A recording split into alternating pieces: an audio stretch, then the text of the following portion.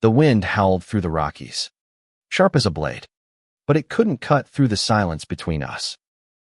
I stood on the trail, boots sinking into the damp earth, watching Ethan's silhouette against the fading sun. He was my best friend, my anchor. But tonight, something felt different, like the mountain itself was holding its breath. We'd planned this trip for months. A week-long hike through Colorado's wild heart to escape the noise of our lives in Denver. Ethan, with his easy grin and relentless optimism, had sold me on it over beers at our favorite dive bar. Just you, me, and the stars.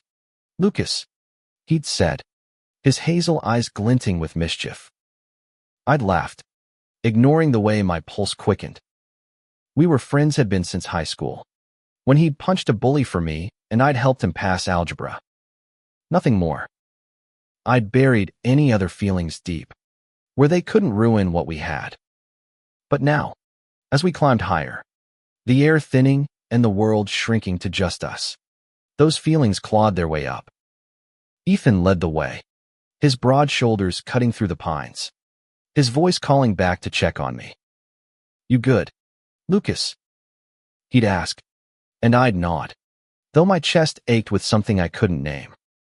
The trail was brutal, steep switchbacks, loose rocks, and a cold that seeped into your bones, but it was nothing compared to the storm inside me. I was 25, a graphic designer with a decent life, yet I felt like I was teetering on the edge of something massive, something I wasn't ready to face.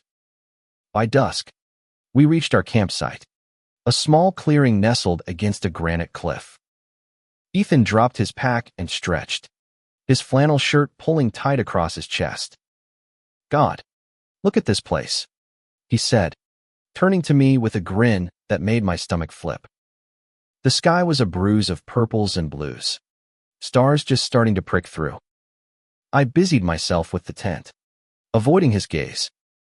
We worked in sync, like always, him hammering stakes, me unrolling the canvas. But every brush of his arm against mine sent sparks through me, and I hated how much I noticed. Dinner was instant noodles over a crackling fire. Ethan talked about his job at the community center, how he wanted to start a program for queer kids. He'd come out as bi 2 years ago, casually, like it was no big deal. I'd nodded, said, "That's cool," and changed the subject, terrified of what my silence might betray. I hadn't told anyone I was gay, not my parents, not my coworkers, and definitely not Ethan. Growing up in a small Colorado town, I'd learned to keep that part of me locked away. Safer that way. "You're quiet tonight," Ethan said, poking at the fire. His voice was soft, but it carried a weight that made me look up. He was watching me, firelight dancing in his eyes, and for a moment, I couldn't breathe. "Just tired," I lied, shoving my hands in my pockets. "Long day." He didn't push, but his gaze lingered, like he could see through me. "Get some sleep, man. Big climb tomorrow." He stood, brushing dirt off his jeans, and disappeared into the tent.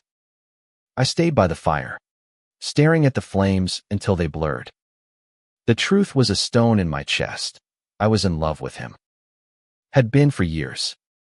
And every step we took on this trail felt like it was leading me closer to a confession I wasn't sure I could survive. As the fire died, I crawled into the tent, lying inches from him in the dark.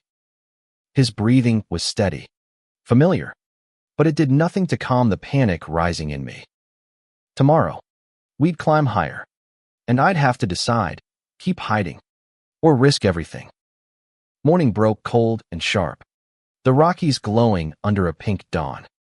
Ethan was already up, boiling water for coffee, his hair a mess and his smile brighter than the sunrise.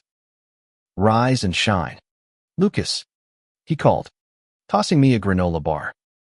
I caught it, my fingers brushing his, and I cursed myself for noticing. We packed up and hit the trail, the path winding steeper now, flanked by aspens quaking in the breeze. Ethan was in his element, pointing out a hawk circling above or a patch of wildflowers tucked into the rocks. His enthusiasm was infectious, but it also hurt like a reminder of how easy it was to love him, and how impossible it felt to say it.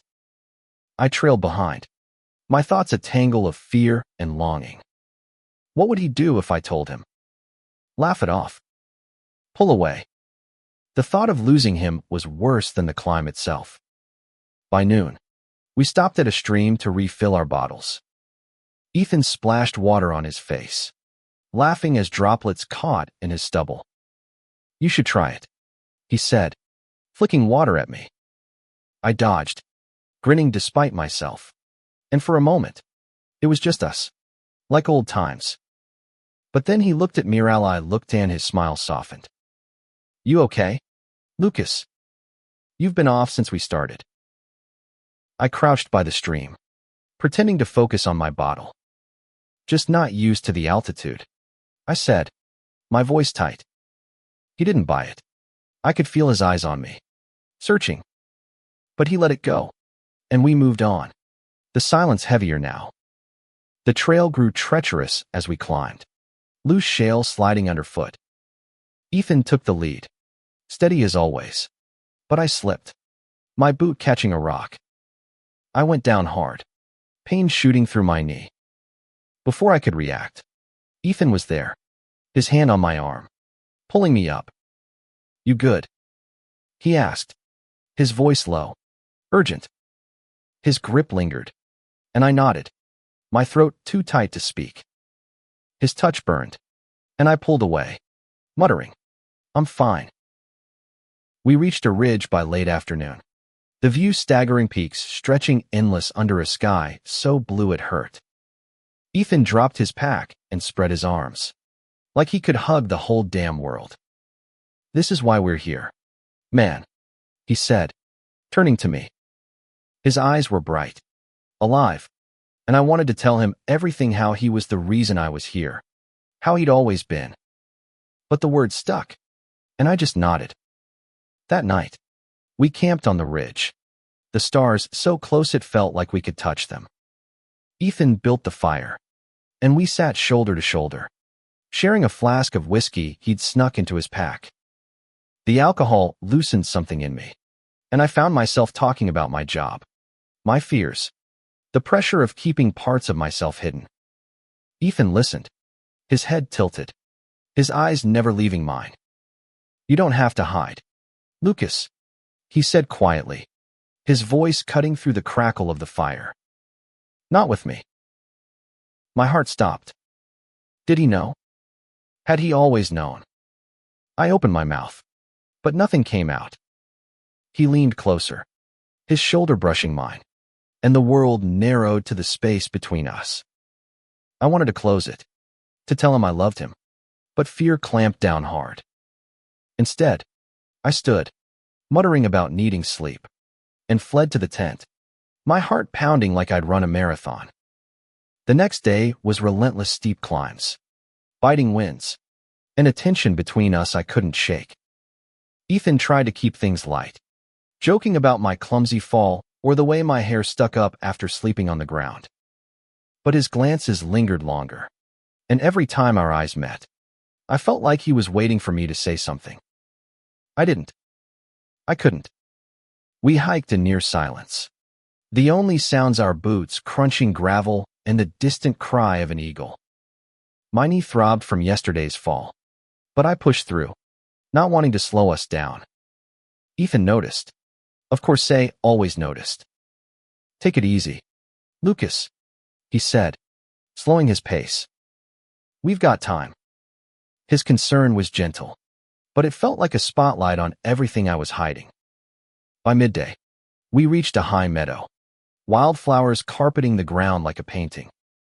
Ethan stopped, hands on his hips, taking it in. This is what I mean, he said, almost to himself. Out here, everything's real. No bullshit. He turned to me, his expression unreadable. You ever feel like you're pretending, Lucas? Like you're not who you're supposed to be? My breath caught. He was so close to the truth it scared me. Sometimes, I admitted, my voice barely above a whisper. You. He nodded, looking out at the meadow. Yeah. Like I'm waiting for something to click. You know. Something to make sense. He didn't elaborate, and I didn't ask, but the words hung between us, heavy with meaning. That night, we camped by a small alpine lake, its surface a mirror for the stars. Ethan was quieter than usual, poking at the fire with a stick, his brow furrowed. I wanted to ask what was wrong, but I was too afraid of the answer. Instead, I pulled out my sketchbook, a habit I'd kept since high school, drawing to make sense of things. I sketched the lake, the mountains, Ethan's profile against the firelight. He noticed, leaning over to look. You're good, he said, his voice soft. Why don't you ever show anyone? I shrugged, closing the book. It's just for me. He didn't push, but he moved closer, our knees touching. You don't have to hide that either. You know. It's part of you. His hand rested on my arm, warm and steady, and I froze. The air felt charged, like the moment before a storm. I wanted to lean into him, to let go of the fear, but instead I pulled back, muttering about needing to check the tent. In the dark, lying side by side, I could hear his breathing, uneven now, like he was as restless as I was. Lucas, he whispered, so quiet I almost missed it. You'd tell me if something was wrong, right? I swallowed hard, my heart hammering. Yeah, I lied. I would. But I didn't. Not then. Not when every fiber of me wanted to reach for him, to bridge the gap. Instead, I turned away, staring at the tent wall, praying for sleep to drown out the ache. The fourth day tested us. The trail narrowed, hugging a cliff face, with a sheer drop to one side. My knee screamed with every step, but I gritted my teeth, determined to keep up. Ethan stayed close, his hand brushing my back when the path got dicey. I've got you, he said, and I believed him, even as my heart raced for reasons beyond the height. We talked less now, the weight of unspoken words pressing down. I caught him watching me when he thought I wasn't looking, his eyes a mix of worry and something else, something that made my chest tight. I wanted to ask what he was thinking, but fear kept me silent. What if I was wrong? What if I'd misread everything? By afternoon, we reached a plateau, the wind howling like it wanted to tear us apart. Ethan stopped, his face flushed from the climb, and pointed to a distant peak. That's where we're headed tomorrow, he said. Highest point on the trail. You ready? I nodded, though I wasn't sure if he meant the climb or something else. We set up camp early, the cold forcing us into the tent sooner than usual. Ethan pulled out a deck of cards, challenging me to a game of gin rummy to pass the time. We played by headlamp, laughing as he accused me of cheating when I won 3 hands in a row. You're ruthless, he teased, tossing a card at me. It landed on my chest, and he reached to pick it up, his fingers brushing my collarbone. The air stilled, and for a second, neither of us moved. His eyes locked on mine, and I saw it desire, raw and unguarded. My breath hitched, and I looked away, terrified of what might happen if I didn't. Ethan, I started, my voice shaking, but he cut me off. Let's call it a night, he said, his tone clipped. He turned off the headlamp, plunging us into darkness. I lay there, heart pounding, cursing myself for not saying more. The tent felt too small, his presence overwhelming. I wanted to tell him I loved him, that I'd always loved him, but the words felt like glass in my throat. Sleep didn't come. I listened to the wind outside, to Ethan's breathing, and wondered how much longer I could keep this up. Tomorrow, we'd reach the peak. Maybe there, under the vast sky, I'd find the courage. Or maybe I'd lose him forever. The climb to the peak was brutal, the air so thin it felt like breathing through a straw. Ethan led, His steps sure, but he kept looking back, checking on me. My knee was a mess, but I pushed through, driven by something deeper than pride. This was the highest point, the moment I'd been dreading and craving. We reached the summit just before sunset, the world sprawling below us in a dizzying tapestry of green and gray. Ethan let out a whoop, his arms wide, and I laughed despite the ache in my chest. "We made it," he said, turning to me, his face alight with triumph. I wanted to freeze that moment, to keep him like this happy, open, mine. We sat on a flat rock, sharing a protein bar, the silence comfortable for the first time in days. The sky burned orange, then pink, then deep blue, stars winking into view. Ethan leaned back, his shoulder brushing mine, and I didn't pull away. "This is perfect," he said softly. "Just us." My heart pounded. I opened my mouth to speak, to finally tell him, but he beat me to it. "Lucas, there's something I need to say." His voice was low, serious, and my stomach dropped. Was this it? Was he about to change everything? "I've been thinking a lot on this trip," he continued, staring at the horizon. "About us. About what I want." He turned to me, his eyes searching mine. "I don't want to just be your friend, Lucas. I haven't for a long time." The world stopped. My breath caught, and I stared at him, unable to process the words. He loved me. Ethan, my Ethan, felt the same. Before I could speak, he leaned in, his lips brushing mine, tentative at first, then sure. The kiss was fire and starlight, everything I dreamed and feared. I kissed him back, my hands finding his face, and for a moment, nothing else existed. When we pulled apart, his eyes were wide, vulnerable. "I'm sorry if he started," but I shook my head, tears burning. "I love you," I said, the words spilling out at last. "I've loved you for years." His smile was like the sunrise, and he kissed me again, deeper this time, under the endless Rockies sky. But even as my heart soared, a shadow lingered. What happened now? Could we really have this? Or would the world tear it apart? The descent the next morning was a blur, my head spinning from Ethan's kiss, his confession, the weight of my own. We didn't talk about it. Not yet. But every glance, every brush of his hand felt electric. He walked closer now, his shoulder bumping mine, and I let myself lean into it, testing this new reality. The trail was easier going down, but my mind was a mess. I'd spent years hiding who I was, terrified of rejection, of losing the people I loved. Ethan knew now, but what about everyone else? My parents, with their old school values. Our friends, who saw us as brothers. The world wasn't kind to people like us. Not always. I wanted to believe we could make it, but doubt gnawed at me.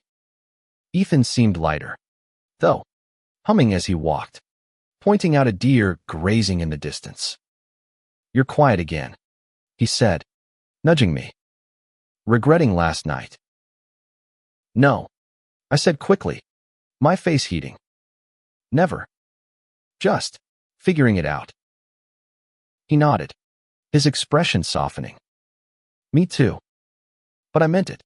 Lucas, I want this. I want us." His words were a lifeline, but they also scared me. What did us mean? A secret? A fight? I didn't know how to navigate this, and the uncertainty felt like a weight on my chest. That night, we camped in a pine grove, the air thick with the scent of sap. Ethan built the fire, and we sat close, our knees touching. He took my hand, his thumb tracing circles on my skin, and I let myself feel the warmth, the possibility. "What are you afraid of?" he asked, his voice gentle but firm.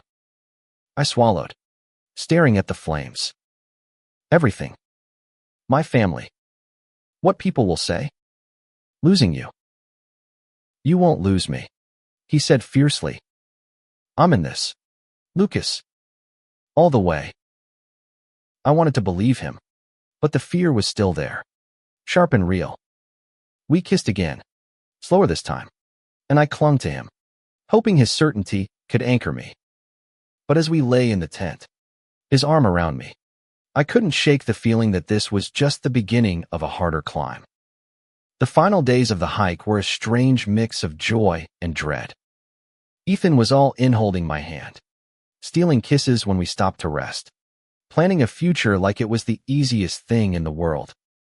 I wanted to match his courage, but every step closer to civilization brought the real world crashing back. We talk more now, about everything: our fears, our dreams, the life we could build. Ethan wanted to move to a bigger city, maybe Seattle, where we could be open, free. I loved the idea, but it felt like a fantasy.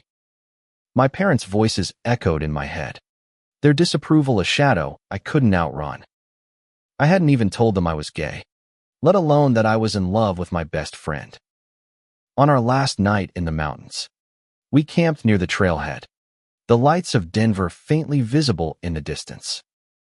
Ethan was quiet, sensing my mood. You're freaking out, he said, not a question. I nodded, staring at the fire. What do we do when we get back? Tell everyone. Hide it. He took my hand, his grip steady. We don't have to decide tonight. But I'm not ashamed of us. Lucas, I'm not going to hide you. His words hit hard, and I felt tears prick my eyes. I'm not ashamed either, I said, my voice breaking. I'm just scared.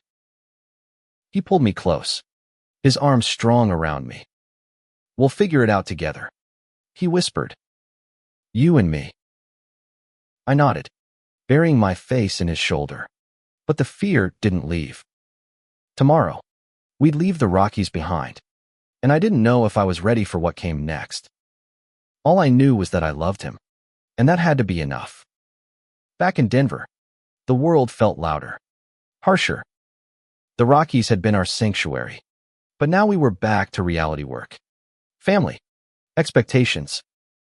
Ethan wanted to tell our friends right away, to live openly, but I hesitated. I needed time, and he gave it to me, though I could see the hurt in his eyes.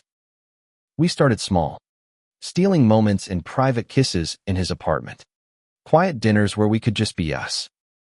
But the secrecy ate at me, and I knew it wasn't fair to him. One night, over pizza and cheap wine, I told him I was ready to tell my parents. He held my hand, promising to be there, no matter what. The conversation with my parents was brutal. My dad's silence was worse than my mom's tears, but I stood my ground, Ethan's strength in my mind. They didn't disown me, but the distance was there, a chasm I wasn't sure we'd ever bridge. Still, I felt lighter, like I'd shed a weight I'd carried too long. Our friends were better, some surprised, some not, but most supportive. Ethan's community center kids threw us a party, complete with a rainbow cake that made me laugh until I cried. Slowly, I started to believe in the life we could have.